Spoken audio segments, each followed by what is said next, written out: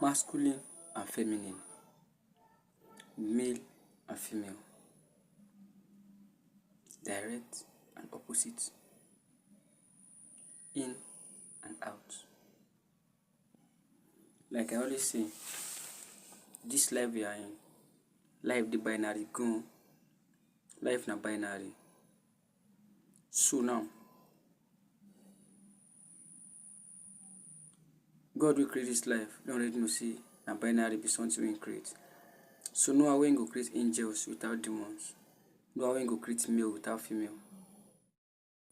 Before God create the first man, wey be Adam, he don't already know say na two genders he go create. That's why everything for this world will be two. Oxygen dey, water dey, everything go dey opposite each other. Men dey give, women dey receive. That's what masculine and feminine means. So how it will be with our spiritual life? When we wan come this world, na we choose the body, the vessel wey we wan embody. Na we choose am say na this body I wan enter. See all your storyline for your life, they don already write am out. They show you before you come this world. Na you choose am say na this parent I wan make a born their age. How did they be? Na you go choose say na this place I wan go, send me go this side. Na you go choose am because na your choice.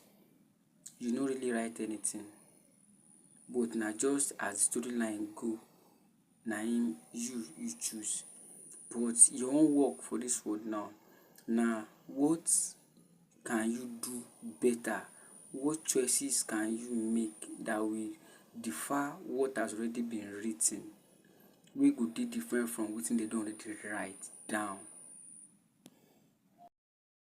So the story we were told that God created one before one, he said they should not eat from a tree. That was all a lie, a fallacy to make us look where we are not even supposed to look. Some women are born to take care of their husbands, while some husbands are born to take care of their women.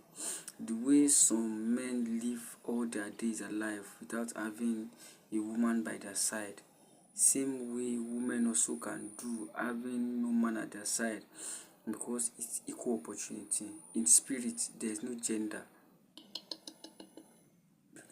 We are all one. There's no gender.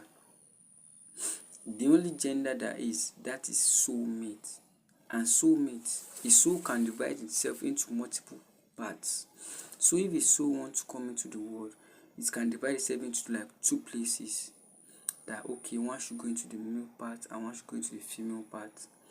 That's when you see that the husband is an extrovert while the wife is an introvert, and they will click very well. That's because they are soulmates. It's the same soul living in two bodies, so they will click well. But some marriages don't end well. You see that they are everything checked well in their bucket list for the man they want, and still they won't last. That's because that's not their soulmate. They chose the wrong person to marry. Everything is all about life being spiritual, coming into the physical. We know this. We don't have to be taught about this anymore.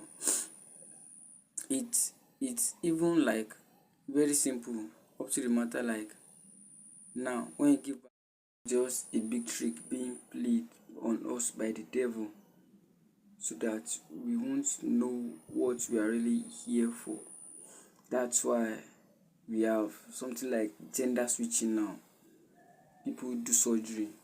You see a guy saying that he feels like he has the soul of a lady in him because he was a guy in his. But when he wanted to come to this, he chose the body of a lady.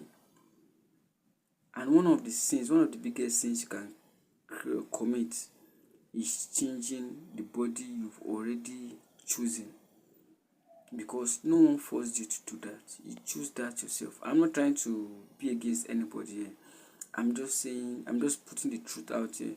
I know most people hate me for this thing that I say, but I'm just putting the truth out here. Okay? So nobody forced you in this life. A guy is a guy in this life. Maybe in the next life, when you die, you want to come to the next one, then you can change what you chose the last one. But since you're already here, that's what you are meant to be. Changing is a big sin, and there are lots of sins that can't be forgiven. Lots of them. And I promise you, you don't want to be one of the people that will be part of that will do the unforgivable sins. Because the punishment, we think hellfire is the thing. No, there are more punishment for a soul than hellfire. Hellfire you just born now. There are lots of souls. Do you know what they call isolation of a soul? A soul that is supposed to be merry. A soul that is supposed to get in merry with his or her brethren, while when in the afterlife should not be kept in isolation, looking at everything for as it's going well for the other souls. That's more worst. That's just like what happened to the wealthy man and the poor man in the Bible. The poor man was asking the wealthy man, the wealthy man was asking the poor man to give him a drop of water, because he knows that where the poor man was, I mean in the afterlife, there was a lot of streams and there was a lot of merriment there. But he couldn't, because it was far off and they were communicating telepathically. It was far off. But there's nothing the poor man can do then. Because though he wished that he could help him out, but he couldn't. So it's all about the choices we make. Please let us make good ones.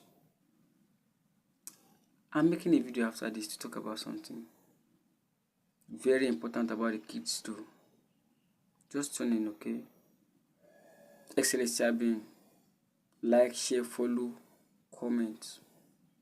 Peace, peace, peace.